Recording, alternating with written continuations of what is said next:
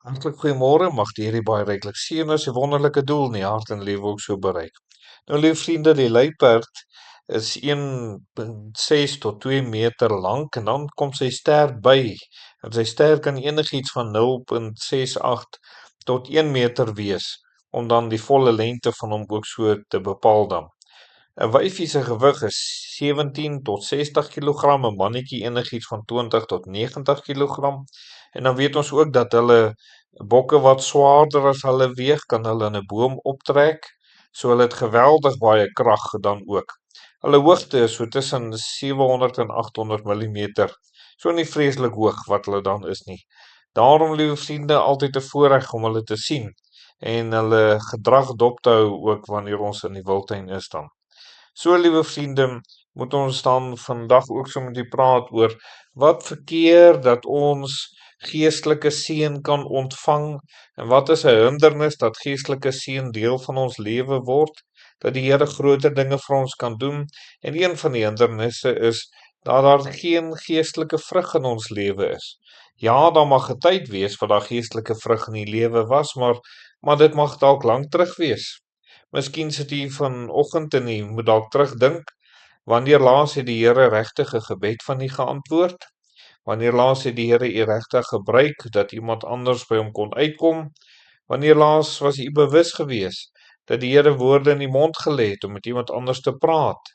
En dat u sekerlik nie net gebede gebid het rondom uself en die tydelike omstandighede nie, maar regtig in die gebed en geestelike stryd gevoer het en oorwinning behaal het, kan u getuig van hierdie dinge.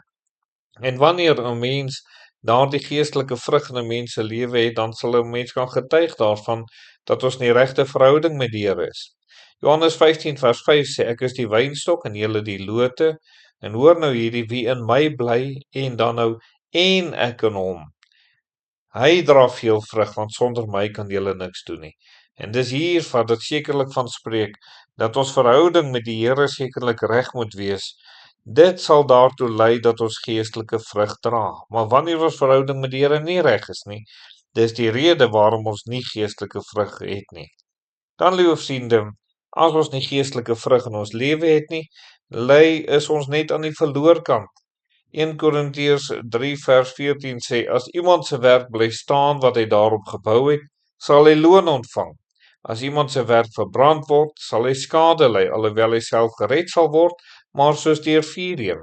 So hier is die geweldige saak, liewe vriende. As daar nie geestelike vrug in die lewe is nie, jy mag hemel toe gaan, maar jy gaan skade ly voor die troon van die Here. Jy gaan skade ly in wat die loon betref dan. Maar wanneer daar geestelike vrug is, dan sal ons sekerlik loon van die Here ontvang. Want as ons op die werke bou en dit bly staan, daarvolgens sal ons loon ontvang. So dit wat vir die Here gedoen word, daarvolgens sal ons loon ontvang. Dan, liewe vriende, is daar sekerlik wat ons moet sien wat geestelike vrug betref, is daar sekerlik 'n verwagting dat daar vrug moet wees. Van die Here se kant af verwag hy dat daar geestelike vrug moet wees. Ons weet hoe die Here die vyeboom vervloek het oor daar nie vrug was nie. En dan het die Here ook die gelykenis vertel in Lukas 19 vers 20 wat sê, en 'n ander een kom en sê, meneer, hier is die pond wat ek in 'n doek weggesit het. Vers 23 sê, waarom het jy dan nie my geld aan die wisselaars gegee nie? Dan kon ek dit by my koms met rente ingevorder het. U sien, die Here verwag dat daar loon moet wees in elke kind van die Here se lewe, dat daar vrug moet wees in ons lewe. Die Here verwag dit, omdat hy ons sekerlik kom red het, omdat hy ons verlos het, omdat hy ons in staat stel dat daar geestelike vrug moet wees, verwag die Here dat daar vrug moet wees. En verder verwag die Here ook dat ons oorvloedige geestelike vrug moet hê.